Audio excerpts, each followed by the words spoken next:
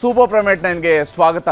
ನಾನು ಹರಿಪ್ರಸಾದ್. ಇವತ್ತು ಇಡೀ ದಿವಸದ ಪ್ರಮುಖ ಸುದ್ದಿಗಳನ್ನ ಸೂಪರ್ ಪ್ರೈಮ್ನ ನಿಮಗೆ ಒಂದೊಂದಾಗಿ ಹೇಳ್ತಾ ಹೋಗ್ತೀನಿ. ಯಾವೆಲ್ಲ ಸುದ್ದಿಗಳಿದ್ದಾವೆ ಅನ್ನೋದನ್ನು ನಿಮಗೆ ಮೊದಲಿಗೆ ಹೇಳ್ತೀನಿ. ಬಿಡದಿ ಟೌನ್ಶಿಪ್ ಯೋಜನೆಯನ್ನು ವಿರೋಧಿಸಿ ನಿನ್ನೆ ಗಲಾಟೆ ಆಗಿತ್ತು. ಹಲ್ಲೆ ಮಾಡಿದ್ದ ರೈತರ ಮೇಲೆ FIR ಆಗಿರುವಂಥದ್ದು ಈಗ ರಾಜಕೀಯದ ತಿರುವು ಪಡ್ಕೊಂಡಿದೆ. ದೇವೇಗೌಡರು ಧರಣಿಗೆ ಕೂರ್ತೀನಿ ಅಂತಿದ್ರೆ ಯೋಜನೆ ಆಗೇ ಆಗುತ್ತೆ ಅಂತಿದ್ದಾರೆ ಕೈ ನಾಯಕರು. ಇನ್ನು ತಿರುಪತಿ ತಿಮ್ಮಪ್ಪನಿಗೆ ನಡೆಯುವ ಮೊದಲ ಆರತಿ ಕರ್ನಾಟಕದವರಿಗೆ ನೀಡುವ ಸಂಪ್ರದಾಯ ಇದೆ. ಆದರೆ ಪಕ್ಷಾತೀತವಾಗಿ ಎಲ್ರಿಗೂ ಕೂಡ ಇದು ಸಿಗಬೇಕು ಅಂತ CM ಅವರು ಹೇಳಿದರು. ಇದನ್ನೇ ಕೆಲವರು ವಿವಾದ ಮಾಡಿದರು. ಈಗ ವಿವಾದಕ್ಕೆಲ್ಲ ತೆರೆ ಎಳೆಯೋದಕ್ಕೆ TTD ಅವರೇ ನಿರ್ಧಾರ ಮಾಡಿದ್ದಾರೆ. ಇನ್ನು DK ಶಿವಕುಮಾರ್ ಸರ್ಕಾರದ ಸಂಪುಟ ವಿಸ್ತರಣೆಗೆ ಮುಹೂರ್ತ ಫಿಕ್ಸ್ ಆಗಿದೆ. ಜುಲೈ 18ಕ್ಕೆ ದೆಹಲಿಗೆ ಬರುವುದಕ್ಕೆ ಹೈಕಮಾಂಡ್ ಸೂಚನೆ ಕೊಟ್ಟಿದೆ. ಇದರ ಬೆನ್ನಲ್ಲೇ ಸಚಿವಾಕಾಂಕ್ಷಿಗಳು ಲಾಬಿ ಶುರು ಮಾಡಿದ್ದಾರೆ. ಹಾಗೆಯೇ ಬೆಂಗಳೂರಲ್ಲಿ ಎಲ್ಲೆಂದರಲ್ಲಿ ಕಸ ಹಾಕಿದರೆ ಇನ್ನು ಮುಂದೆ ದಂಡ ಬೀಳುತ್ತೆ. ಖಾಲಿ ಸೈಟಲ್ಲಿ ಗಿಡ ಕಸ ಇದ್ರೂ ದಂಡ ಬೀಳುತ್ತೆ. ಆಸ್ತಿ ತೆರಿಗೆ ಕಟ್ಟದವರಿಗೂ ಬಿಸಿ ಮುಟ್ಟಿಸೋದಕ್ಕೆ ಕೃಷ್ಣ ಬೈರೇಗೌಡರು ಆದೇಶಿಸಿದ್ದಾರೆ. ಕೊಲ್ಲಿ ದೇಶಗಳಲ್ಲಿ ಆಗ್ತಾ ಇರುವಂತಹ ಯುದ್ಧ ಮತ್ತು ರಕ್ತಪಾತಕ್ಕೆ ಈಗಾಗಲೇ ಅದು ತಿರುಗಿದೆ. ತೈಲ ಘಟಕ, ಏರ್ಪೋರ್ಟ್, ಸೇನಾ ನೆಲೆಗಳನ್ನು ಸರ್ವನಾಶ ಮಾಡ್ತಿದ್ದಾರೆ. ಭಾರತದ ಹಡಗುಗಳಿಗೂ ಬಾಂಬ್ ಹಾಕಿದ್ದು ಭಾರತೀಯ ಸಿಬ್ಬಂದಿಯ ಸಾವಾಗಿದೆ. ಎಲ್ಲ ಸುದ್ದಿಗಳನ್ನು ಈಗ ವಿವರವಾಗಿ ನೋಡ್ತಾ ಹೋಗೋಣ. ಬಿಡದಿ ಟೌನ್ಶಿಪ್ ಯೋಜನೆ ವಿಷಯದಲ್ಲಿ ಪರ ವಿರೋಧ ಹೋರಾಟಗಳು ಒಂದು ಕಡೆ ಜೋರಾಗಿದೆ. ಇನ್ನೊಂದು ಕಡೆ ರಾಜಕೀಯ ಕೂಡ ಅಷ್ಟೇ ಬಲವಾಗ್ತಾ ಇದೆ. ರೈತರ ಮೇಲೂ FIR ದಾಖಲಾಗಿದೆ. ಟೌನ್ಶಿಪ್ ಯೋಜನೆಯ ಸಮಗ್ರ ಸರ್ವೆಗೆ ಬಂದಿದ್ದ ಅಧಿಕಾರಿಗಳ ಮೇಲೆ ನಿನ್ನೆ ರೈತರು ಹಲ್ಲೆ ಮಾಡಿ ವಾಪಸ್ ಕಳಿಸಿದರು. ಅದಾದಮೇಲೆ ಯೋಜನೆ ಪರವಾಗಿದ್ದಂತಹ ರೈತರು ಗಲಾಟೆ ಮಾಡಿದರು. ಇವತ್ತು ಮತ್ತೆ ಪರವಿರೋಧ ಹೋರಾಟಗಳು ಜೋರಾಗಿ ನಡೆದಿದೆ. ಭೈರಬಂಗ್ಲಾ ಸರ್ಕಲ್ನಲ್ಲಿ ಒಂದು ಕಡೆ ಟೌನ್ಶಿಪ್ ವಿರುದ್ಧ ಹೋರಾಟ ನಡೀತಾ ಇದ್ರೆ, ಇನ್ನೊಂದು ಕಡೆ ಟೌನ್ಶಿಪ್ ಪರವಾಗಿ ಹೋರಾಟ ನಡೆದಿದೆ. ಇವತ್ತು ಕೂಡ ಸರ್ವೆಗೆ ಬರ್ತಾರೆ ಅಂತ ಯೋಜನೆ ವಿರೋಧಿಸ್ತಾ ಇರುವಂತಹ ರೈತರು ತಮ್ಮ ಕೈಗಳಲ್ಲಿ ಪೊರಕೆ ಒನಕೆ ಹಿಡಿದು ದಾಳಿ ಮಾಡೋದಕ್ಕೆ ಸಜ್ಜಾಗಿದ್ರು. ಪ್ರತಿಭಟನೆ ತಡೆಯುವುದಕ್ಕೆ ಬಂದ ಪೊಲೀಸರ ಜೊತೆಗೂ ಕೂಡ ವಾಗ್ವಾದ ಗಲಾಟೆ ನಡೆಯಿತು.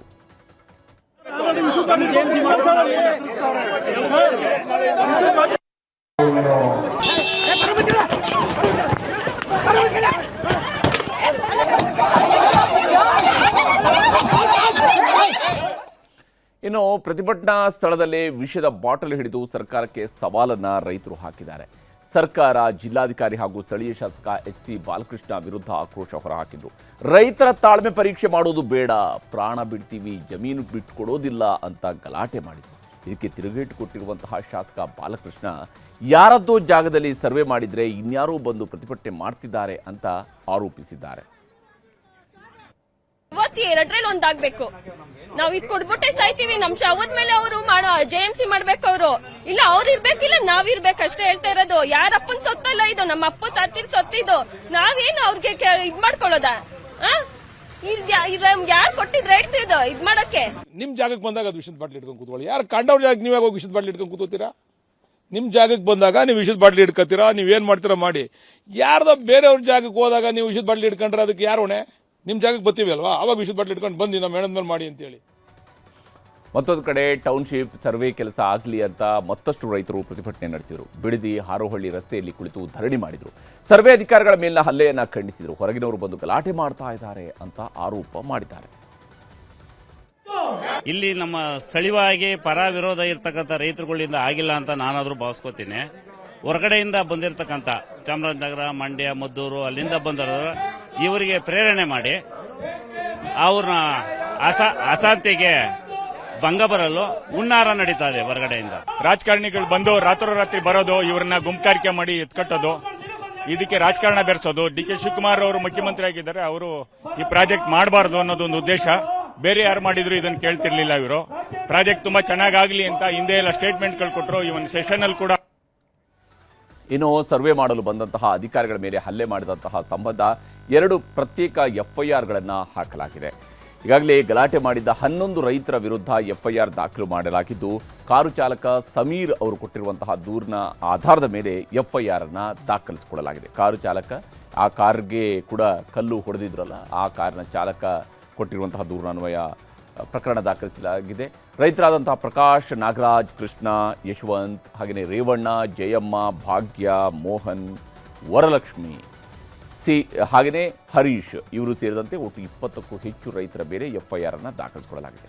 ಅವರ ವಿರುದ್ಧ ಹಾಕಿರುವಂತಹ ಸೆಕ್ಷನ್ಗಳನ್ನು ನಾವಿಲ್ಲಿ ಗಮನಿಸಬೇಕು. BNS 189 ಸಬ್ ಕ್ಲಾಸ್ 2, 126 ಸಬ್ ಕ್ಲಾಸ್ 2, 352 ಸೇರಿ 11 ಸೆಕ್ಷನ್ಗಳ ಅಡಿಯಲ್ಲಿ FIR ಅನ್ನು ದಾಖಲಿಸಲಾಗಿದೆ. ಹಲ್ಲೆ, ಗುಂಪುಗೂಡಿ ದಾಳಿ, ಕರ್ತವ್ಯಕ್ಕೆ ಅಡ್ಡಿಪಡಿಸಿದಂತಹ ಆರೋಪ, ಸರ್ಕಾರಿ ಅಧಿಕಾರಿಗಳ ಮೇಲೆ ದಾಳಿ, ಗಲಾಟೆಗೆ ಪ್ರಚೋದನೆ, ಇವುಗಳ ಆಧಾರದ ಮೇಲೆ ರಾಮನಗರದ ಗ್ರಾಮಾಂತರ ಠಾಣೆಯಲ್ಲಿ ಅಪರಿಚಿತರ ವಿರುದ್ಧ FIR ಅನ್ನು ಹಾಕಿದ್ದಾರೆ. ಇನ್ಸ್ಪೆಕ್ಟರ್ ಮುರಳಿ ಅವರು ನೀಡಿರುವಂತಹ ದೂರಿನ ಅನ್ವಯ ಪ್ರಕರಣವನ್ನು ದಾಖಲಿಸಲಾಗಿದೆ. ಯಾವಾಗ FIRಗಳಾಯಿತು ಆಗಲೇ ಇಡೀ ಬಿಡದಿ ಹೋರಾಟ ಮತ್ತಷ್ಟು ರಾಜಕೀಯ ಸ್ವರೂಪವನ್ನು ಪಡ್ಕೊಂಡಿದೆ. ರೈತರ ಮೇಲೆ FIR ಮಾಡಿದ್ದಾರೆ ಅಂತ ಬಿಜೆಪಿ ಮತ್ತು JDS ನಾಯಕರು ಆಕ್ರೋಶ ಹೊರಹಾಕಿದ್ದಾರೆ. ಬಿಡದಿಯಲ್ಲಿ ಗಲಾಟೆಗೆ ಸರ್ಕಾರದ ಚಿತಾವಣೆಯೇ ಕಾರಣ ಅಂತ ನಿನ್ನೆ ಕುಮಾರಸ್ವಾಮಿ ಅವರು ಆರೋಪವನ್ನು ಮಾಡಿದರು. ಇವತ್ತು ಮಾಜಿ ಪ್ರಧಾನಮಂತ್ರಿ HD ದೇವೇಗೌಡರು ಈ ಒಂದು ಅಖಾಡಕ್ಕೆ ಇಳಿದಿದ್ದಾರೆ. ಅವರು ಈಗ ಸರ್ಕಾರದ ವಿರುದ್ಧ ಆಕ್ರೋಶ ಹೊರಹಾಕಿದ್ದಾರೆ.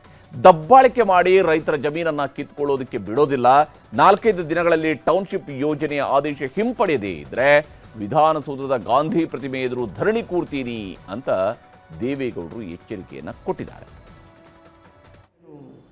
ಸಿದ್ದರಾಮಯ್ಯನವರು ಬಿಡದಿ ಹತ್ರ ಕಳಿಸ್ತಿದ್ದ, ಆದರೆ ಇವರು ಬಂದ 1 ತಿಂಗಳೇ ಆಗಿಲ್ಲ. ಇಲ್ಲಿ 40,000 ಸೈಟ್ರವರಿಗೆ ನಿವೇಶನ ಮಾಡಿರ್ತಕ್ಕಂಥ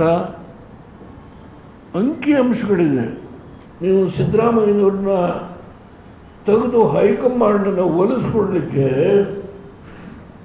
ಏನೇನು ಮಾಡಿದ್ರಿ ಆಶ್ವಾಸನ, ಅದನ್ನು ನೀವು ಇವತ್ತು ಸಂಪೂರ್ಣಗೊಳಿಸಬೇಕು.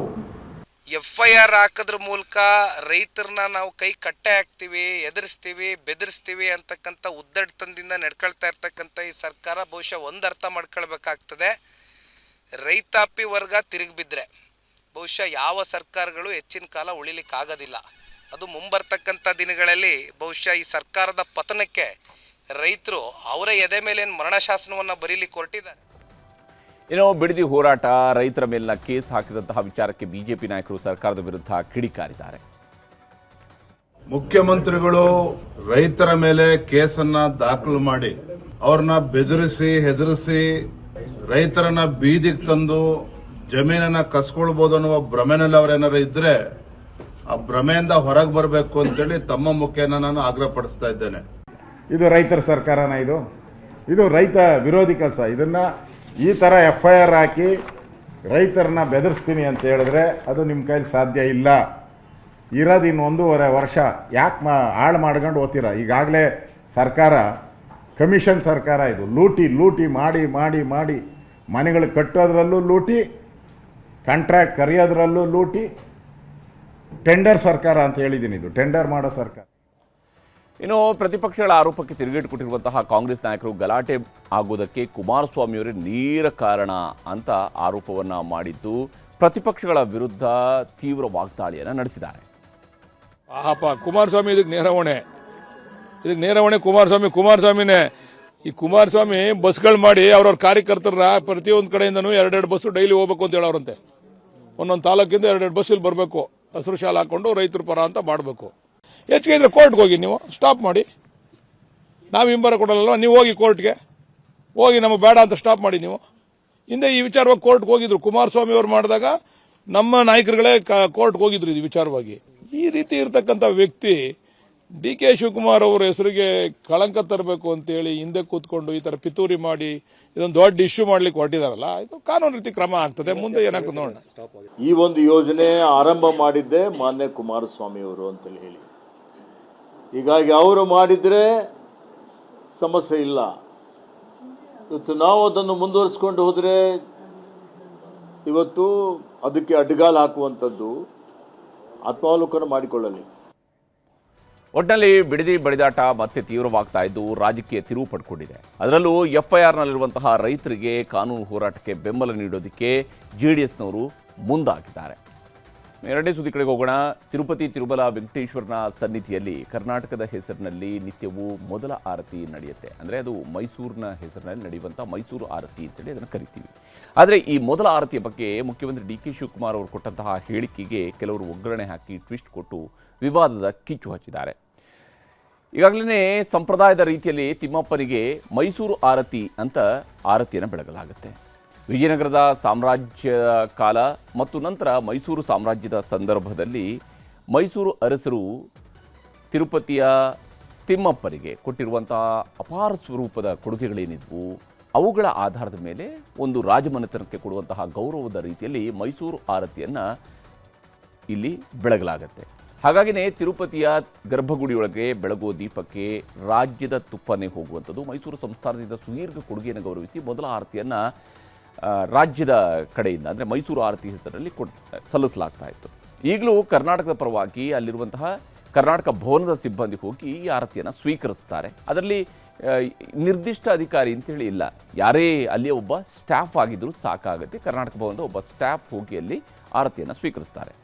ಈಗ ಇದೇ ಆರತಿ ವಿಷಯವಾಗಿ CM DK ಶಿವಕುಮಾರ್ ಅವರು ಹೊಸದೊಂದು ಸಂಪ್ರದಾಯದ ರೀತಿಯಲ್ಲಿ, ಅಂದರೆ ಇದು ರಾಜ್ಯಕ್ಕೆ ಸಿಗ್ತಾ ಇರುವಂಥ ಗೌರವ ಆಗಿರೋದ್ರಿಂದಾಗಿ ಕರ್ನಾಟಕದ ಪರವಾಗಿ ಆ ದಿವಸ ಯಾರು ತಿರುಮಲಕ್ಕೆ ಹೋಗಿರ್ತಾರೋ ಅದು ಯಾರೇ ಆಗಿರಲಿ, ಅದು ಶಾಸಕರಾಗಿರಲಿ, ಸಚಿವರಿಗಾದರೆ ಬೇರೆ ರೀತಿಯಂಥ ಅವಕಾಶಗಳಿದ್ದೇ ಇರ್ತವೆ. ಶಾಸಕರು, IAS IPS ಅಧಿಕಾರಿಗಳು ಅಥವಾ ನ್ಯಾಯಮೂರ್ತಿಗಳು ಅಥವಾ ಮೇಯರು, ಹೀಗೆ ಯಾರು ಇರ್ತಾರೋ ಅಥವಾ ತಹಶೀಲ್ದಾರ್, ಈ ರೀತಿಯಾಗಿ ಯಾರೇ ಹೋದಾಗ ಅವ್ರಿಗೆ ಈ ಒಂದು ಆರತಿಯನ್ನು ಸ್ವೀಕರಿಸೋದಕ್ಕೆ ಅವಕಾಶವನ್ನು ಕಲ್ಪಿಸುವುದಾಗಿ ಘೋಷಣೆಯನ್ನು ನಿನ್ನೆಯಷ್ಟೇ ಮಾಡಿದರು. ಯಾವುದೇ ಶಾಸಕರು ತಿರುಪತಿ ದರ್ಶನಕ್ಕೆ ಹೋದಾಗ ನಮ್ಮ ರಾಜ್ಯದ ಪರವಾಗಿ ಆರತಿಗೆ ಕೊಡೋಕ್ಕೆ ಒಂದು ಅವಕಾಶ ಇದೆ. ಮೊದಲನೇ ಆರತಿ ನಮ್ಮದು. ಏನು ಆ ತಟ್ಟೆನ ತೆಗೆದುಕೊಂಡು ಹೋಗಿ ಆ ಅಧಿಕಾರಿಗಳು ಅವ್ರಿಗೆ ಸಪೋರ್ಟ್ ಮಾಡ್ತಾರೆ. ಅದಕ್ಕೊಂದು ಗೈಡ್ಲೈನ್ಸ್ ಇದೆ. ಆ ಗೈಡ್ಲೈನ್ಸ್ನ ನಮ್ಮ ಪ್ರೋಟೋಕಾಲ್ ಪ್ರಕಾರ ನಾವು ಮಾಡ್ತೀವಿ. ಒಂದಿನ ತಹಶೀಲ್ದಾರ್ಗೂ ಸಿಗ್ಬೋದು, AC ಗೂ ಸಿಗ್ಬೋದು, ಶಾಸಕರಿಗೂ ಸಿಗ್ಬೋದು, ನಮ್ಮ ಮೇಯರ್ಗಳಿಗೂ ಸಿಗ್ಬೋದು, MP ಗಳಿಗೆ ಸಿಗ್ಬೋದು.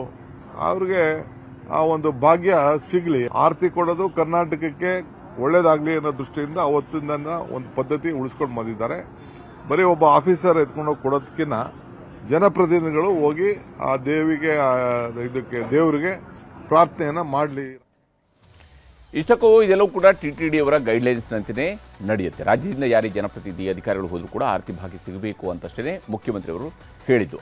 ಇದರ ನಡುವೆ TTD ಸದಸ್ಯರು ಇದು రాజకీయ ಮಾಡ್ತಾ ఇದ್ದಾರೆ ಅನ್ನುವಂತಹ ఆక్షేపవನ್ನ ఎత్తిದ್ರು. ఏదైతే కామెంట్ చేశాడో అవగాహన లేక చేసినట్లుంది. దాన్ని మనం TTD బోర్డు నుంచి లేదా TTD నుంచి ఆయనకి రిజైన్ లెటర్ పంపించడం జరుగుతుంది.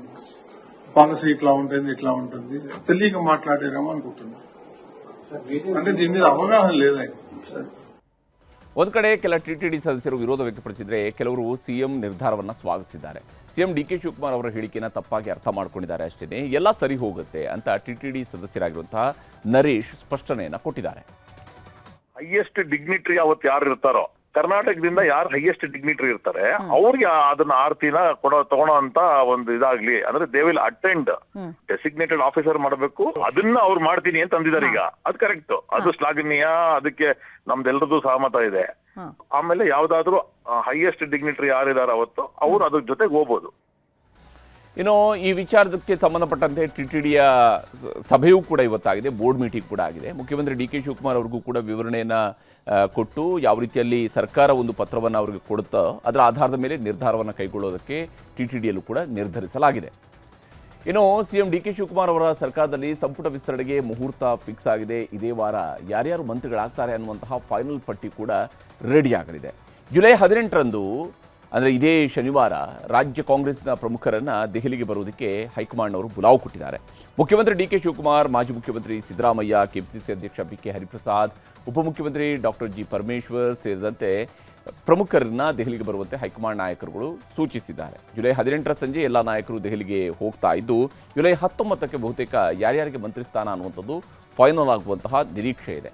ಖಾಲಿ ಇರುವಂತಹ 20 ಸಚಿವ ಸ್ಥಾನಗಳಲ್ಲಿ 20ನ್ನೂ ಕೂಡ ತುಂಬುತ್ತಾರಾ ಅಥವಾ ಕನಿಷ್ಠ 18 ಸಚಿವ ಸ್ಥಾನಗಳಿಗೆ ಶಾಸಕರನ್ನ ಮಂತ್ರಿಗಳಾಗಿ ಆಯ್ಕೆ ಮಾಡುವಂತಹ ಸಾಧ್ಯತೆ ಇದೆ.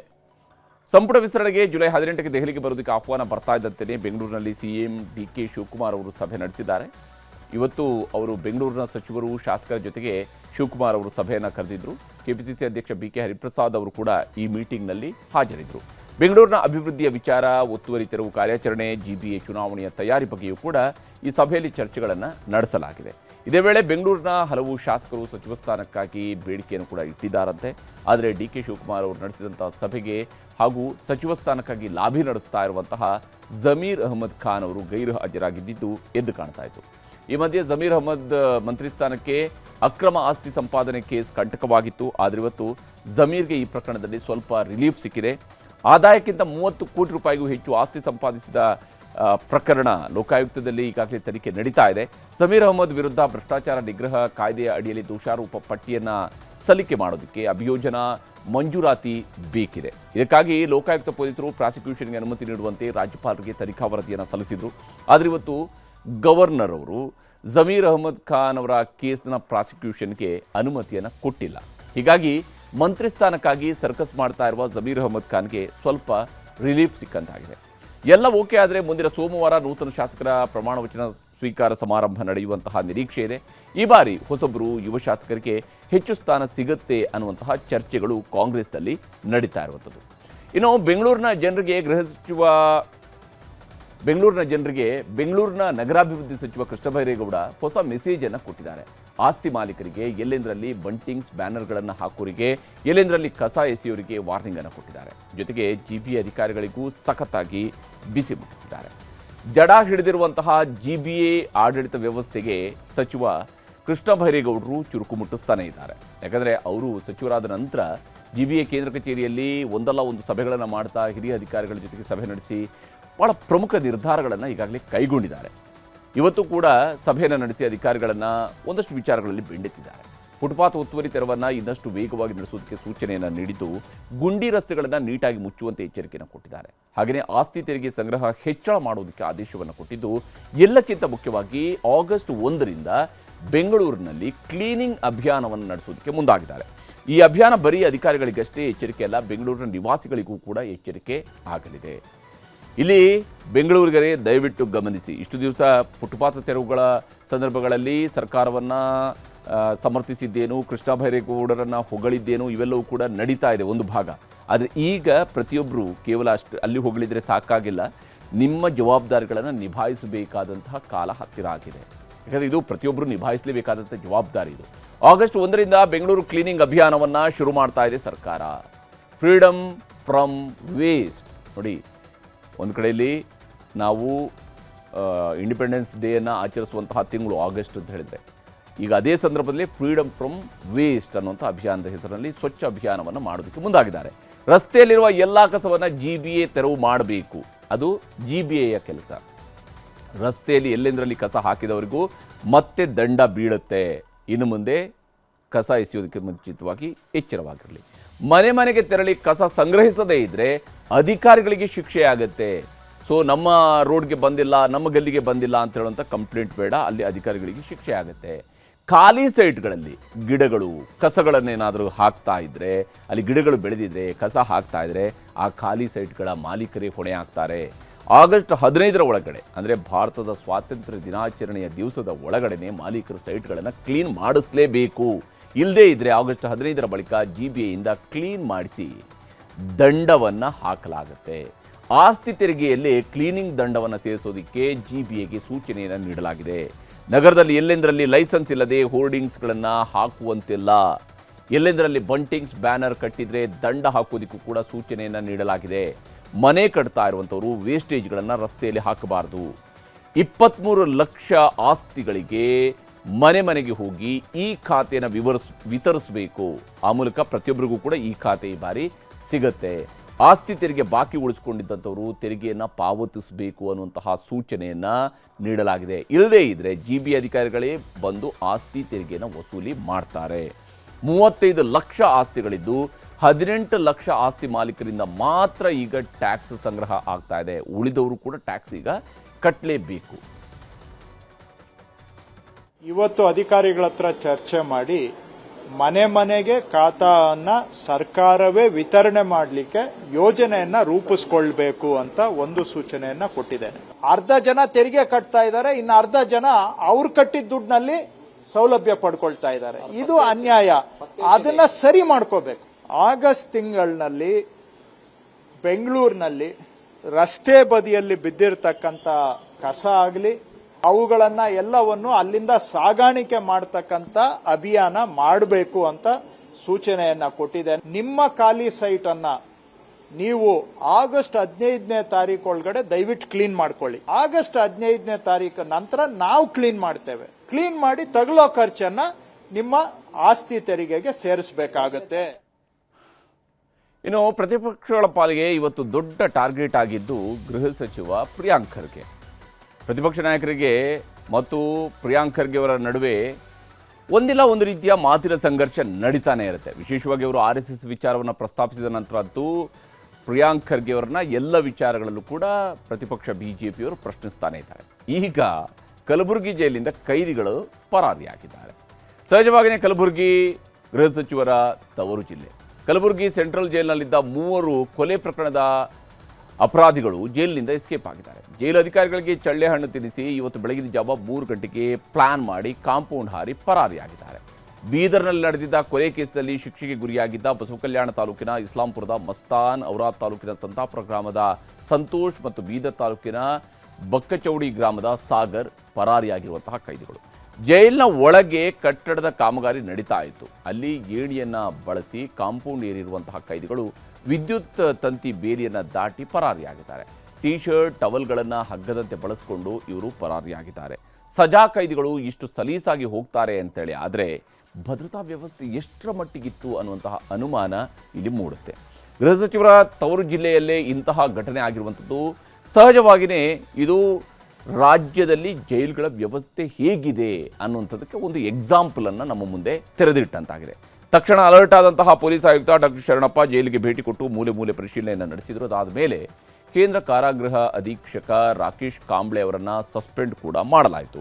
ಸಂಜೆ ಆದಮೇಲೆ ಸೆಂಟ್ರಲ್ ಜೈಲಿಗೆ ಕಾರಾಗೃಹ ಇಲಾಖೆ DIG ಸೋಮಶೇಖರ್ ಭೇಟಿ ನೀಡಿ ಇಂಚಿಂಚು ಮಾಹಿತಿ ಪಡ್ಕೊಂಡು ಗೃಹ ಸಚಿವರಿಗೆ ವರದಿ ಕೊಟ್ಟಿದ್ದಾರೆ. ಕಲಬುರಗಿ ಕೇಂದ್ರ ಕಾರಾಗೃಹದಿಂದ 3 ಸಜಾ ಕೈದಿಗಳು ತಪ್ಪಿಸಿಕೊಂಡೋಗಿರೋ ಬಗ್ಗೆ ಮಾಹಿತಿ ಬಂದು ತಕ್ಷಣ ನಾನಾಯಿತು ಮತ್ತು DCP ಮತ್ತು ಇತರ ಅಧಿಕಾರಿಗಳು ಮತ್ತು ಪ್ರಿಸನ್ ಅಧಿಕಾರಿಗಳೆಲ್ಲ ಸ್ಥಳಕ್ಕೆ ವಿಸಿಟ್ ಮಾಡಿ ಪರಿಶೀಲನೆ ಮಾಡಿದ್ದೀವಿ. ಮತ್ತು ಈಗಾಗಲೇ ಪ್ರಿಸನ್ ಅಧಿಕಾರಿಗಳು ಏನಿದ್ದಾರೆ ಸಂಬಂಧಪಟ್ಟವರು ದೂರನ್ನು ನೀಡ್ತಾ ಇದ್ದಾರೆ. ಆ ದೂರಿನ ಮೇರೆಗೆ ಪ್ರಕರಣ ದಾಖಲು ಮಾಡಿಕೊಂಡು ಏನು ತಪ್ಪಿಸ್ಕೊಂಡು ಹೋಗಿದ್ದಾರೆ ಸಜಾ ಕೈದಿಗಳು ಅವರನ್ನು ಪತ್ತೆ ಮಾಡಲಿಕ್ಕೆ ನಾವು 3 ವಿಶೇಷ ತಂಡಗಳನ್ನು ಮಾಡಿದ್ವಿ. ಆದಷ್ಟು ಬೇಗ ಅವರನ್ನು ಕಲಬುರಗಿ ಸೆಂಟ್ರಲ್ ಜೈಲಿಂದ ಎಸ್ಕೇಪ್ ಆದಂತಹ ಕೈದಿಗಳನ್ನು ಪತ್ತೆ ಮಾಡೋದಕ್ಕೆ ವಿಶೇಷ ತಂಡಗಳನ್ನು ರಚನೆ ಮಾಡಲಾಗಿದೆ. ಪತ್ತೆಗೆ ಕಾನೂನು ಮತ್ತು ಸುವ್ಯವಸ್ಥೆ ವಿಭಾಗದ DCP ಶಾಲು ನೇತೃತ್ವದಲ್ಲಿ 3 ACPಗಳ ಟೀಮ್ ಹುಡುಕಾಟ ನಡೆಸ್ತಾ ಇದೆ. ಆದರೆ ಗೃಹ ಸಚಿವರ ತವರಲ್ಲೇ ಕೈದಿಗಳು ಎಸ್ಕೇಪ್ ಆಗಿದ್ದು ಹೇಗೆ ಅಂತ BJPಯವರು ಪ್ರಶ್ನೆ ಮಾಡ್ತಾ ಇದ್ದಾರೆ. ಕೈದಿಗಳಿಗೆ ಎಸ್ಕೇಪ್ ಭಾಗ್ಯ ಅನ್ನುವಂತಹ ವಿಶೇಷ ಯೋಜನೆಯನ್ನು ಗೃಹ ಸಚಿವರು ಜಾರಿಗೆ ತಂದಿದ್ದಾರೆ ಅಂತ ಎಕ್ಸ್ನಲ್ಲಿ ಪೋಸ್ಟ್ ಮಾಡಿದ್ದಾರೆ. ಕಲಬುರಗಿಯಲ್ಲಿ ಕಳೆದ ವಾರ ಪೋಕ್ಸೋ ಆರೋಪಿಯೊಬ್ಬ ಜೈಲಿನಿಂದ ತಪ್ಪಿಸಿಕೊಂಡಿದ್ದ. ಈ ವಾರ ಶಿಕ್ಷೆಗೊಳಗಾದ ಕೈದಿಗಳೇ ಸೆಂಟ್ರಲ್ ಜೈಲಿನಿಂದ ಪರಾರಿಯಾಗಿದ್ದಾರೆ. ಗೃಹ ಸಚಿವ ಪ್ರಿಯಾಂಕ್ ಖರ್ಗೆ ಅವರಿಗೆ ಪರಾರಿಯಾದ ಕೈದಿಗಳು ಶೀಘ್ರದಲ್ಲೇ ಅಭಿನಂದನಾ ಸಮಾರಂಭ ಹಮ್ಮಿಕೊಂಡ್ರು ಅಚ್ಚರಿಯಿಲ್ಲ ಅಂತ BJPಯವರು ಲೇವಡಿ ಮಾಡಿದ್ದಾರೆ. ರಾಜ್ಯದ ಗೃಹ ಸಚಿವರಾಗಿರುವಂತಹ ಪ್ರಿಯಾಂಕ ಖರ್ಗೆ ಅವರು ಸದ್ಯ ಈಗ ಅಮೆರಿಕ ಮತ್ತು ಇರಾನ್ ಮಧ್ಯೆ ಯುದ್ಧ ನಡೀತಾ ಇದೆ, ಅದ್ರ ಬ್ಯುಸಿಲಿದ್ದಾರೆ. ಸೊ ಆದಷ್ಟು ಬೇಗ ಅದನ್ನು ಇತ್ಯರ್ಥ ಮಾಡಿ ತಮ್ಮ ಜಿಲ್ಲೆ ಮತ್ತು ತಮ್ಮ ಇಲಾಖೆ ಬಗ್ಗೆ ಗಮನ ಹರಿಸಬೇಕು ಅಂತೇಳಿ ನಾನು ವಿನಂತಿ ಮಾಡ್ತೇನೆ. ಹಾಗೆಲ್ಲ ಇಡೀ ರಾಜ್ಯದ ಪೂರ್ತಿ ಈ ಡ್ರಗ್ ಎಲ್ಲಿ ನೋಡು ಡ್ರಗ್ ಸಿಕ್ಕಾಕೊಂಡು ಬೇರೆ ರಾಜ್ಯದವರೆಲ್ಲ ಬಂದು ಹಿಡಿದು ಇಡೀ ರಾಜ್ಯ ಡ್ರಗ್ ಮಾಫಿಯಾ ಕೈಗೆ ಹೋದ ಪರಿಸ್ಥಿತಿ ನೋಡ್ತಾ ಇದ್ರಿ. ಈಗ ಬಂದಿರೋಂಥ ಪ್ರಿಯಾಂಕ ಅವರು ಜೈಲುಗಳು ಆರಾಮ್ಸೆ ಓಡೋಗಕ್ಕೆ ಬಿಟ್ಟಿದ್ದಾರೆ, ಜೈಲುಗಳಿಂದ ತಪ್ಪಿಸ್ಕೊಳಕ್ಕೆ ಆರಾಮ್ಸೆ ಬಿಟ್ಟಿದ್ದಾರೆ ಅಂತ ಹೇಳಿದ್ರೆ ಇವ್ರು ಖಡಕ್ ಏನು ಹೇಳ್ಬೇಕು ಇವ್ರಿಗೆ? ಅವ್ರ ತವ್ರ ಜಿಲ್ಲೆಯಲ್ಲೇ ಅವ್ರ ಊರಲ್ಲೇ ಬಿಟ್ಬಿಟ್ಟಿದ್ದಾರೆ. ಯಾರು ಬೇಕಾ ಓಡೋಗಿ, ಯಾವಾಗ ಬೇಕಾದ್ರೆ ಬನ್ನಿ, ಯಾವಾಗ ಬೇಕಾದ್ರೆ ಮನೆಗೆ ಹೋಗಿ. ಇನ್ನು ಅಮೆರಿಕ, ಇರಾನ್, ಇಸ್ರೇಲ್ ದೇಶಗಳ ಯುದ್ಧ ಯಾವಾಗ ಕೊನೆಯಾಗುತ್ತೆ ಅನ್ನೋದು ಗೊತ್ತಾಗ್ತಾ ಇಲ್ಲ. ದೀಪಾವಳಿ ಹಬ್ಬದಲ್ಲಿ ಪಟಾಕಿ ಸಿಡಿಸುವ ರೀತಿಯಲ್ಲಿ ಊರೂರಲ್ಲೂ ಬಾಂಬ್ಗಳನ್ನು ಸಿಡಿಸ್ತಾ ಇದ್ದಾರೆ. ತೈಲ ಘಟಕಗಳು, ಏರ್ಪೋರ್ಟ್ಗಳು, ಮಿಲಿಟರಿ ನೆಲೆಗಳು, ತೈಲ ಹಡಗುಗಳನ್ನು ಸರ್ವನಾಶ ಮಾಡ್ತಾ ಇದ್ದಾರೆ. ಹಾರ್ಮುಜ್ ಜಲಮಾರ್ಗ ಅಮೆರಿಕ ಹಿಡಿತದಲ್ಲಿದೆ ಅಂತ ಟ್ರಂಪ್ ಹೇಳಿಕೆಯನ್ನು ಕೊಟ್ಟರು. ಟ್ರಂಪ್ ಹೇಳಿಕೆ ಕೊಟ್ಟ ಅರ್ಧ ಗಂಟೆಯಲ್ಲಿ ಹಾರ್ಮುಜ್ನಲ್ಲಿ 2 ಹಡಗುಗಳನ್ನು ಇರಾನ್ ಸರ್ವನಾಶ ಮಾಡಿದೆ. ಅರಬ್ ಎಮಿರೇಟ್ಸ್ ಧ್ವಜಗಳನ್ನು ಹಾಕಿಕೊಂಡಿದ್ದ 2 ವಾಣಿಜ್ಯ ಹಡಗುಗಳನ್ನು ಇರಾನ್ ಸ್ಫೋಟಿಸಿದೆ. ಈ ಭೀಕರ ದಾಳಿಯಲ್ಲಿ ಓರ್ವ ಭಾರತೀಯ ಸೇರಿದಂತೆ 2 ಸಾವಿಗೀಡಾಗಿದ್ದಾರೆ.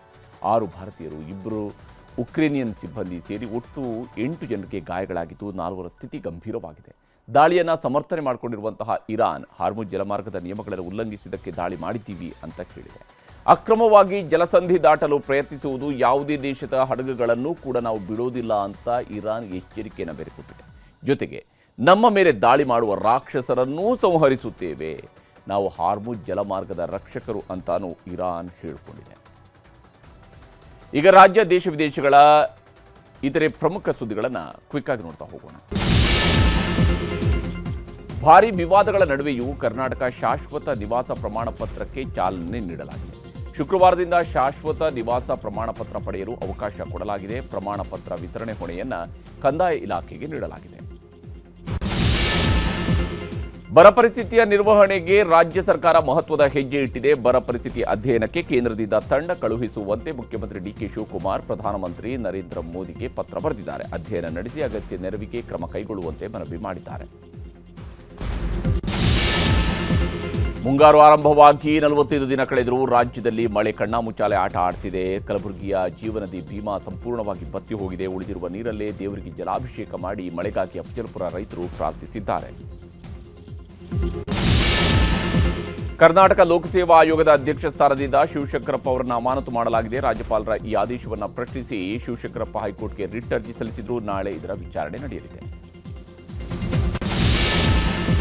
ನಾಡಗೀತೆಯಲ್ಲಿ ಬೌದ್ಧ ಧರ್ಮದ ಹೆಸರು ಸೇರಿಸಲು ಮಹತ್ವದ ಪ್ರಸ್ತಾಪ ಬಂದಿದೆ. ಇಷ್ಟು ದಿನ ಬೌದ್ಧ ಧರ್ಮದ ಹೆಸರನ್ನು ಬಿಡಲಾಗಿತ್ತು. ಇದೀಗ ಧರ್ಮದ ಹೆಸರು ಸೇರಿಸಲು ಡಾಕ್ಟರ್ ಪುರುಷೋತ್ತಮ್ ಬಿಳಿಮಲೆ ಅವರ ನೇತೃತ್ವದ ಸಮಿತಿ ಸಲಹೆ ನೀಡಿದೆ. ಸರ್ಕಾರ ಅಂಗೀಕರಿಸಿದರೆ ನಾಡಗೀತೆಯ ಹೊಸ ರೂಪ ಶೀಘ್ರದಲ್ಲೇ ಜಾರಿಗೊಳ್ಳಲಿದೆ. ರಾಜ್ಯದಲ್ಲಿ ಭಾರತ್ ಜೋಡೋ ಯುವಕರ ಸಂಘ ಸ್ಥಾಪನೆ ವಿಚಾರವಾಗಿ ಡಿಸಿಎಂ ಪರಮೇಶ್ವರ್ ಯಾಕ್ ಮಾಡಿದ್ದಾರೆ. ಪ್ರತಿ ಪಂಚಾಯಿತಿ ಮಟ್ಟದಲ್ಲೂ ಸಮಿತಿ ಮಾಡಬೇಕೆಂದು ಎಸ್ಒಪಿ ಇಶ್ಯೂ ಮಾಡಲಾಗಿದೆ. ಇದಕ್ಕೆ 1,000 ಕೋಟಿ ರೂಪಾಯಿಗಳು ಖರ್ಚಾಗಬಹುದು ಅಂತ ಡಿಸಿಎಂ ಪರಮೇಶ್ವರ್ ಹೇಳಿದರು. ಬೀದರ್ ಜಿಲ್ಲಾ ಕೋರ್ ಕಮಿಟಿ ಸಭೆಯಲ್ಲಿ ಜಿಲ್ಲಾ ಬಿಜೆಪಿ ನಾಯಕರಿಗೆ ರಾಜ್ಯಾಧ್ಯಕ್ಷ ಬಿವೈ ವಿಜೇಂದ್ರ ಫುಲ್ ಕ್ಲಾಸ್ ತಗೊಂಡಿದ್ರು. ಹೊಂದಾಣಿಕೆ ರಾಜಕೀಯ ತಕ್ಷಣ ಬಿಡಿ ಅಂತ ಮುಖಂಡರಿಗೆ ಖಡಕ್ ಎಚ್ಚರಿಕೆ ನೀಡಿದ್ದಾರೆ. ನಕಲಿ ದಾಖಲೆ ಸೃಷ್ಟಿಸಿ ಆದಿಚುಂಚನಗಿರಿ ಮಠದ ಆಸ್ತಿ ಲೂಟಿಗೆ ಯತ್ನಿಸಲಾಗಿದೆ ಅನ್ನುವಂತಹ ಆರೋಪ ಕೇಳಿಬಂದಿದೆ. 6 ಎಕರೆ ಜಮೀನು ಕಬಳಿಕೆ ಯತ್ನದಲ್ಲಿ 6 ಸರ್ಕಾರಿ ಅಧಿಕಾರಿಗಳು ಸೇರಿದಂತೆ 11 ಜನರನ್ನು ಬಂಧಿಸಲಾಗಿದೆ. ಕೆಂಗೇರಿ ಇನ್ಸ್ಪೆಕ್ಟರ್ ನೇತೃತ್ವದಲ್ಲಿ ತನಿಖೆ ನಡೆಸಲಾಗ್ತಾ ಇದೆ. ಬೆಂಗಳೂರಿನ ಚಿನ್ನಸ್ವಾಮಿ ಕ್ರೀಡಾಂಗಣದ ಬಳಿ ನಡೆದಿದ್ದ ಕಾಲ್ತುಳಿತ ಪ್ರಕರಣದಲ್ಲಿ ತಲೆದಂಡವಾಗಿದ್ದ 3 ಹಿರಿಯ ಐಪಿಎಸ್ ಅಧಿಕಾರಿಗಳಿಗೆ ರಾಜ್ಯ ಸರ್ಕಾರದಿಂದ ರಿಲೀಫ್ ಸಿಕ್ಕಿದೆ. ಅಮಾನತು ರದ್ದಾದ ಬೆನ್ನಲ್ಲೇ ಅಧಿಕಾರಿಗಳ ವಿರುದ್ಧ ಪ್ರಕಟಿಸಲಾಗಿದ್ದ ಇಲಾಖಾ ತನಿಖೆಯನ್ನು ಸರ್ಕಾರ ಕೈಬಿಟ್ಟಿದೆ. ಬೆಂಗಳೂರಿನ ಮಾದಾವರದ ಬಿಐಸಿನಲ್ಲಿ ಗೂಗಲ್ ಐಒ ಕನೆಕ್ಟ್ ಕಾರ್ಯಕ್ರಮ ನಡೆದಿದೆ. ಕಾರ್ಯಕ್ರಮದಲ್ಲಿ ಭಾಗಿಯಾಗಿದ್ದ ಸಿಎಂ ಡಿಕೆ ಶಿವಕುಮಾರ್ ಕರ್ನಾಟಕದಲ್ಲಿ ಮೊದಲ ಸರ್ಕಾರಿ ಎಐ ವಿಶ್ವವಿದ್ಯಾಲಯ ಸ್ಥಾಪಿಸುವುದಾಗಿ ಘೋಷಿಸಿದ್ದಾರೆ. ಅನಾರೋಗ್ಯದಿಂದ ಬಳಲ್ತಾ ಇದ್ದ ಮಾಜಿ ಸಚಿವ ರಾಮಚಂದ್ರ ಗೌಡ ಅವರು ಬೆಂಗಳೂರಿನ ಖಾಸಗಿ ಆಸ್ಪತ್ರೆಯಲ್ಲಿ ನಿಧನರಾದರು. ಸಕಲ ಸರ್ಕಾರಿ ಗೌರವಗಳೊಂದಿಗೆ ಅಂತ್ಯಕ್ರಿಯೆ ನೆರವೇರಿದೆ. ಇವರ ಅಗಲಿಕೆಗೆ ಸಿಎಂ ಡಿಕೆ ಶಿವಕುಮಾರ್ ಸೇರಿದಂತೆ ಗಣ್ಯರು ಸಂತಾಪ ಸೂಚಿಸಿದ್ದಾರೆ. ರಾಮ ಮಂದಿರದ ದೇಣಿಗೆ ಲೂಟಿ ಪ್ರಕರಣ ಭಾರೀ ಸದ್ದು ಮಾಡ್ತಾ ಇದೆ. ಈಗಾಗಲೇ ಶ್ರೀರಾಮ ಜನ್ಮಭೂಮಿ ತೀರ್ಥಕ್ಷೇತ್ರ ಟ್ರಸ್ಟ್ನ ಪ್ರಧಾನ ಕಾರ್ಯದರ್ಶಿ ಸೇರಿದಂತೆ ಹಲವರು ರಾಜೀನಾಮೆ ನೀಡಿದ್ದಾರೆ. ಇದೀಗ ಖಜಾಂಚಿ ಗೋವಿಂದ ದೇವ್ ಗಿರಿ ಮಹಾರಾಜ್ ಅವರ ರಾಜೀನಾಮೆಗೆ ಒತ್ತಡ ಹೆಚ್ಚಾಗಿದ್ದು, ದೇಣಿಗೆ ಲೂಟಿ ಆರೋಪದ ಮೇಲೆ ನಾನು ರಾಜೀನಾಮೆ ನೀಡೋದಿಲ್ಲ ಅಂತ ಗೋವಿಂದ ದೇವ್ ಗಿರಿ ಮಹಾರಾಜ್ ಹೇಳಿದ್ದಾರೆ. ಮೇವು ಹಗರಣದಲ್ಲಿ ಲಾಲು ಪ್ರಸಾದ್ ಯಾದವ್ಗೆ ಸುಪ್ರೀಂ ಕೋರ್ಟ್ ಬಿಗ್ ರಿಲೀಫ್ ಕೊಟ್ಟಿದೆ. ಜಾಮೀನು ರದ್ದುಗೊಳಿಸಲು ಸಿಬಿಐ ಸಲ್ಲಿಸಿದ ಅರ್ಜಿಯನ್ನು ಸುಪ್ರೀಂ ಕೋರ್ಟ್ ವಜಾಗೊಳಿಸಿದೆ. ನ್ಯಾಯಮೂರ್ತಿಗಳಾದ ಎಂಎಂ ಸುಂದರೇಶ್ ಮತ್ತು ಪಿಬಿ ವರಾಳೆ ಅವರಿದ್ದ ದ್ವಿಸದಸ್ಯ ಪೀಠ ಮಹತ್ವದ ತೀರ್ಪು ನೀಡಿದೆ. ಮಧ್ಯಪ್ರದೇಶದ ಧಾರ್ ಜಿಲ್ಲೆಯ ಭೋಜ್ಶಾಲಾ ಕವಲ್ ಮೌಲಾ ಮಸೀದಿ ವಿವಾದದಲ್ಲಿ ಸುಪ್ರೀಂ ಕೋರ್ಟ್ ಹೈಕೋರ್ಟ್ ತೀರ್ಪಿಗೆ ತಡೆ ನೀಡಲು ನಿರಾಕರಿಸಿದೆ. ಸಂಕೀರ್ಣದೊಳಗೆ ನಮಾಜ್ ನಿಷೇಧ ಯಥಾವತ್ತು ಮುಂದುವರಿಯಲಿದೆ. ಹಿಂದೂ ಮಹಿಳೆಯರನ್ನ ಬಲೆಗೆ ಬೀಳಿಸುವವರನ್ನ ಸುಮ್ಮನೆ ಬಿಡಬಾರದು. ಅಮೀರ್ ಖಾನ್ ಹಿಂದೂ ಮಹಿಳೆಯರನ್ನ ಮದುವೆಯಾಗುವುದು ಲವ್ ಜಿಹಾದ್ಗೆ ಪ್ರೇರಣೆಯಾಗಲಿದೆ. ಹೀಗಾಗಿ ಅಮೀರ್ ಖಾನ್ ಕೊಂದವರಿಗೆ 5 ಕೋಟಿ ಬಹುಮಾನ ನೀಡುವುದಾಗಿ ಜಗದ್ಗುರು ಪರಮಹಂಸ ಘೋಷಣೆ ಮಾಡಿದ್ದಾರೆ. ನಾಸಾ ಗಗನಯಾನಿ ಭಾರತೀಯ ಮೂಲದ ಅನಿಲ್ ಮೆನನ್ ಬಾಹ್ಯಾಕಾಶಕ್ಕೆ ಹಾರಿದ್ದಾರೆ. ರಷ್ಯಾದ ಗಗನಯಾನಿಗಳೊಂದಿಗೆ ಕಜಕಿಸ್ತಾನದ ಬೈಕನೂರ್ ಕಾಸ್ಮೋಡ್ರೋಮ್ನಿಂದ ಬಾಹ್ಯಾಕಾಶಕ್ಕೆ ಪ್ರಯಾಣ ಬೆಳೆಸಿದ್ದಾರೆ. ವಿಶ್ವಸಂಸ್ಥೆಯ ಪೂರ್ಣಾವಧಿ ಸದಸ್ಯತ್ವ ಪಡೆಯಲು ಪ್ಯಾಲೆಸ್ತೀನ್ಗೆ ಭಾರತ ಬೆಂಬಲ ಘೋಷಿಸಿದೆ. ಇಸ್ರೇಲ್ ಮತ್ತು ಪ್ಯಾಲೆಸ್ತೀನ್ ನಡುವಿನ ದೀರ್ಘಕಾಲದ ಸಂಘರ್ಷಕ್ಕೆ ಅಂತ್ಯ ಹಾಡಲು ದ್ವಿರಾಷ್ಟ್ರ ಸೂತ್ರವೇ ಸೂಕ್ತ ಪರಿಹಾರ ಎಂಬ ನಿಲುವನ್ನು ಭಾರತ ಮತ್ತೊಮ್ಮೆ ಪುನರುಚ್ಚರಿಸಿದೆ.